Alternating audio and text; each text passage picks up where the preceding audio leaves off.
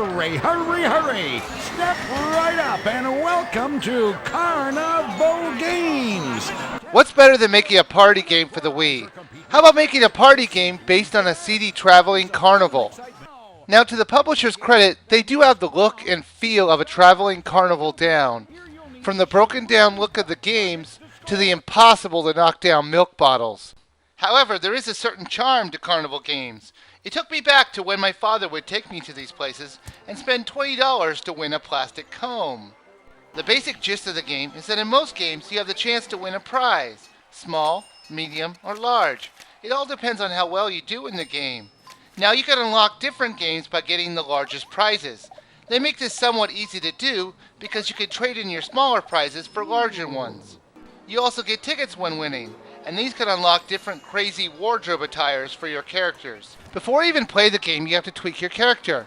There are a lot of options to choose from, but once you choose from one of the categories, you can't choose another one in that category.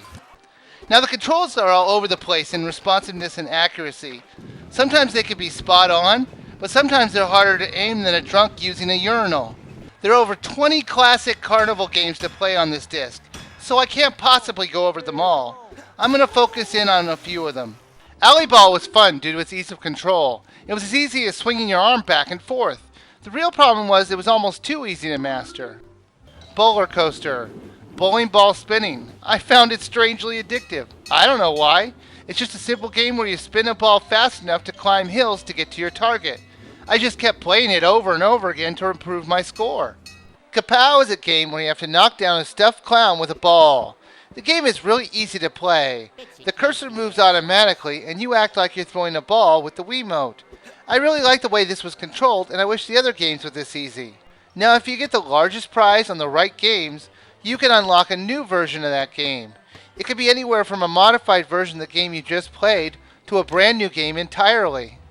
Once you have them unlocked, you can play them at any time. Unfortunately, you can only play them for a high score since you don't get any tickets for playing them. There were also pointless games like the Meter O' Love and a Prize Claw to play, but you won't because not only do they cost you tickets to play, but you don't get anything for them, except maybe an unlockable clothes. Now a couple of the games that were only bad because of the controls. Dart Throw. I couldn't hate these controls more. You have to hold your Wiimote like a dart, but you can't lock it in place where you want to throw it, so when you move your arm back to complete the throw, it moves where you're aiming and you can never be accurate. I had the same problem with Football Throw. If they just let you lock in where you wanted to throw it, it would have made the game 10 times more fun.